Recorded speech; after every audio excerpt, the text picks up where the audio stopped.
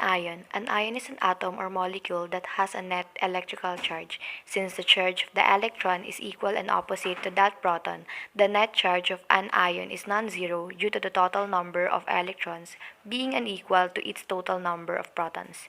A cation is a positive charge ion, while an ion is a negative charge with more electron and proton.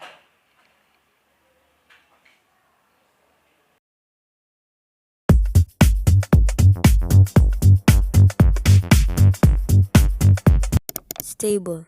Most atoms are stable. Their protons, neutrons, and electrons balance. Bearing outside forces, a stable atom will stay the same indefinitely. The next is radioactive. Some atoms have too many neutrons in the nucleus, which makes them unstable. They're radioactive, giving off particles until they become stable.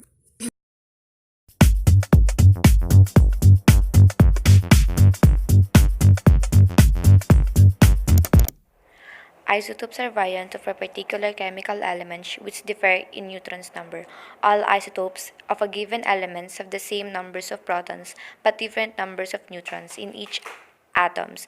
The term isotopes is formed from the Greek roots isos and topos, means the same place. Thus, the meaning behind the name is the different isotopes of in a single elements occupy the same position on the periodic table.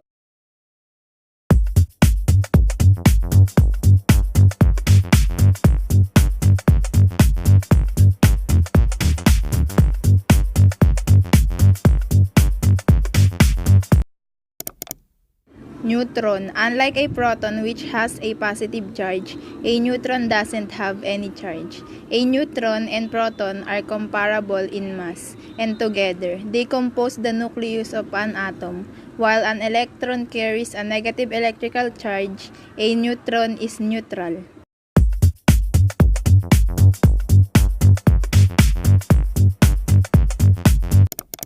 The electron is a subatomic particle symbol E or B whose electric charge is -1 elementary charge. Electrons belong to the first generation of the lepton particle family and are generally thought to be elementary particles because they have no known components or substructure.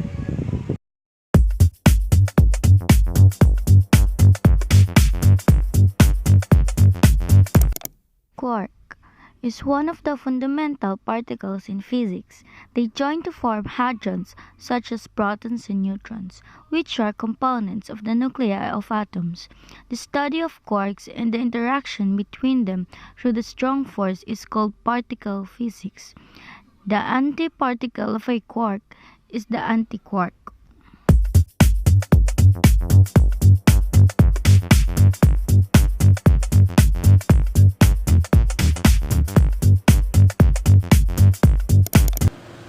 The History of Erwin Schrödinger, 1926. Schrödinger stated that electrons do not move in set paths around the nucleus but in waves. It is impossible to know the exact location of the electrons.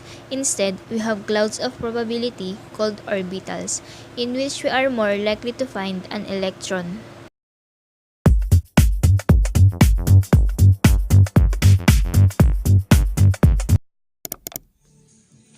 Ernest Rutherford, 1911. Rutherford fired positively charged alpha particles at a thin sheet of gold foil. Most passed through with little deflection, but some deflected at large angles. This was only possible if the atom was mostly empty space with a positive charge concentrated in the center, the nucleus.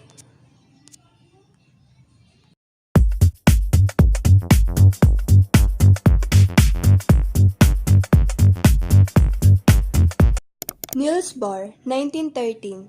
Bohr modified Rutherford's model of the atom by stating that electrons moved around the nucleus in orbits of fixed sizes and energies. Electron energy in this model was quantized. Electrons could not occupy values of energy between the fixed energy levels.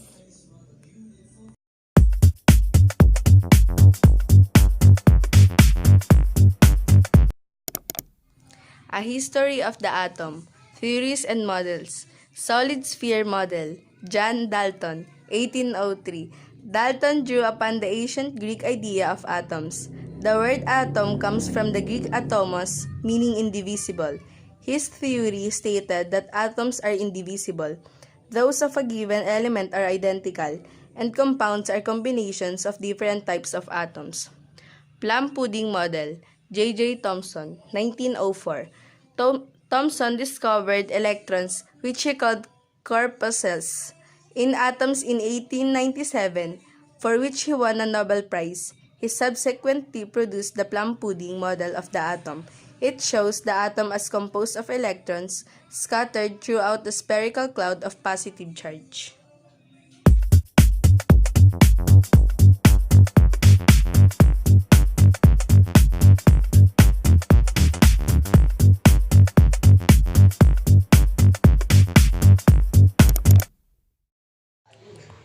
Atomic theory was invented by the ancient Greek philosophers Leucippus and Democritus, who speculated that the world essentially consists of myriads of tiny indivisible particles, which they called atoms, from the Greek atomon, meaning uncountable.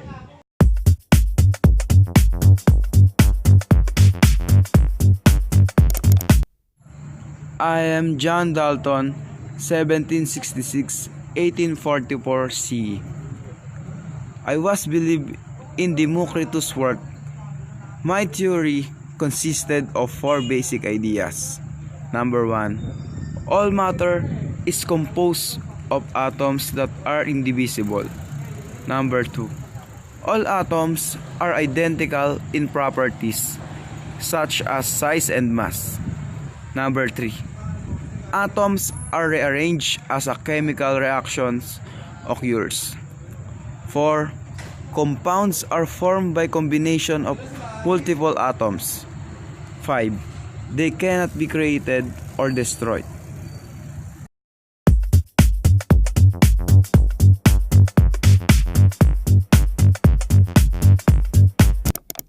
In 1897, I discovered the electron. I proved that one of Dalton's ideas was wrong. The atom was not visible, but in fact made up of multiple components. My discovery made when I conducted an experiment with a cathode ray tube. With an electrical current was passed through, glowing material could be seen. When I put two electrically charged plated on opposite ends of the tube, the light was bent on the positive plate. I thought that the atom looked like racing pudding, a ball with negative electrons clamped on it.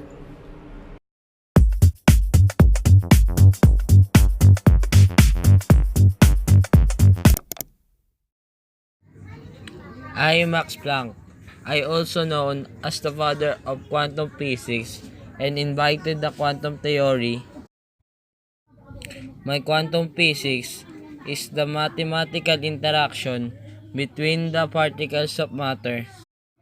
My friend Einstein used this quantum theory of mine.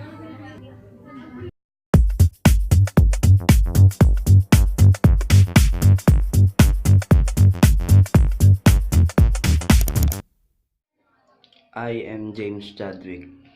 I proved the existence of neutrons. Neutrons that help reduce the repulsion between protons to stabilize the atom's nucleus. Neutrons that always reside in the nucleus of an atom.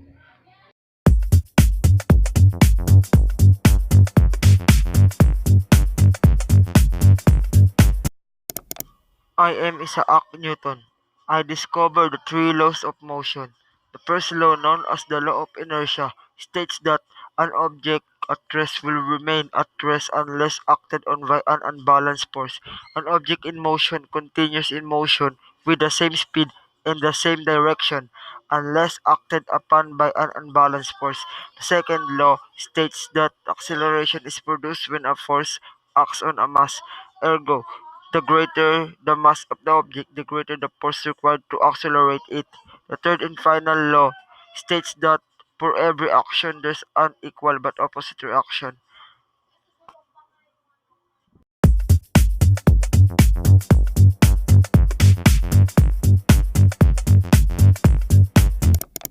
Hi, I am Robert Andres Millikan. I created for finding the charge and mass of an electron. I did so by conducting the oil drop experiment in 1909. I put a charge on a tiny drop of oil and measure how strong an electric field had to be to stop the oil drop from falling. The mass was 9.1093829 times 10 raised to 28 grams and the charge was -1.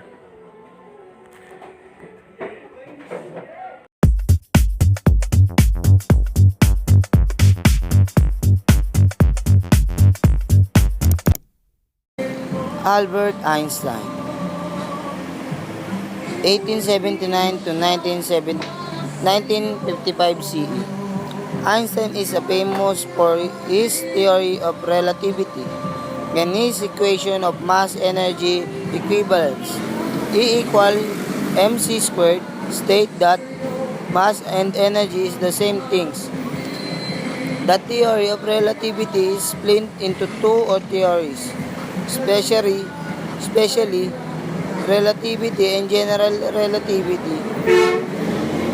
Relativity means in relation with someone else, so that special relativity theory states that the speed of light is always constant, no matter from what perspective it is viewed in. The general theory states